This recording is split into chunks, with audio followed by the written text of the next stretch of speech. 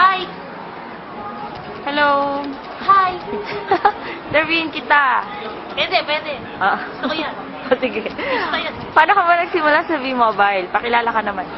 Sige, pakilala ko. My name is Abigail de la Cruz.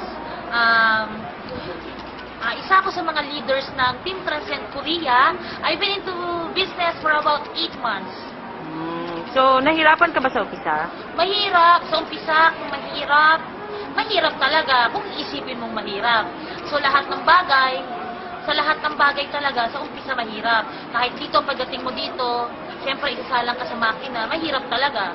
Pero isipin mo lang madali, para lahat ng bagay maging madali. Mahalin mo lang, para lahat maging madali. So, magkano na earnings mo ngayon? Malaki na, no? Malaki? Hindi naman ganun kalaki, kasi medyo malayo pa tayo doon sa malaki na sinasabi nila. So, yung earnings ko, proud ako kasi pinaghirapan ko yan, hindi ko yan pinanalo sa loto, pinagtrabahuan ko, hindi pa ganun kalaki. Ang mahalaga doon, meron kang resulta. So, ang earnings ko as of now is 400,000 pesos in 8 months in T-Mobile. So, masaya ako at meron ako yan, at kasi pinagpaguran ko yan. Kaya proud ako. Laki na rin, no? So, ano masasabi mo sa team mo, sa mga leaders mo, tsaka sa mga members mo?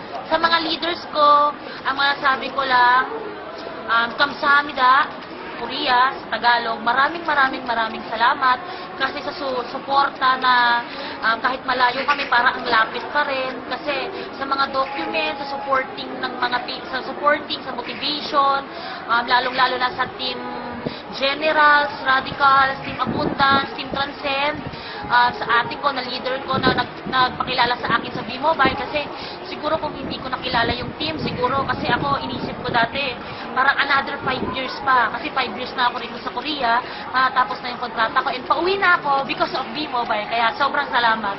Kasi before, nung wala pa ako sa V-Mobile, sabi ko, another 5 years pa. Kailangan ko ng 10 years na mag-abroad bago ako talagang sabihin ko stable na. Pero ngayon, nasa V-Mobile na ako at napakilala sa akin ng ate ko, parang sobrang excited na ako umuwi. Uwi na ako because of V-Mobile.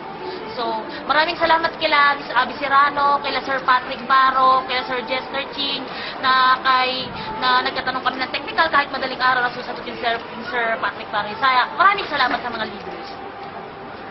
Sa mga members ko, so maraming salamat din sa support at saka tiwala natin sa isa't isa. Huwag lang tayong hihinto. Yun nga yung sinasabi ko, tuloy lang lagi. Tanim, araw-araw, kasi darating yung araw ng anihan.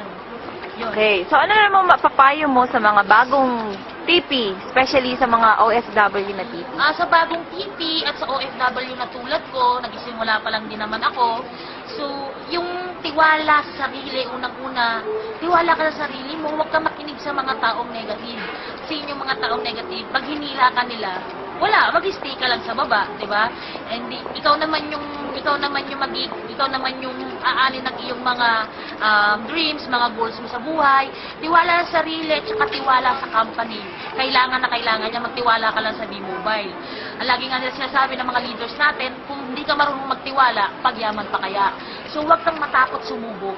Kasi ako, hindi ako natakot sumubok. Kasi kung natakot ako sumubok, siguro TNT na ako dito sa Korea.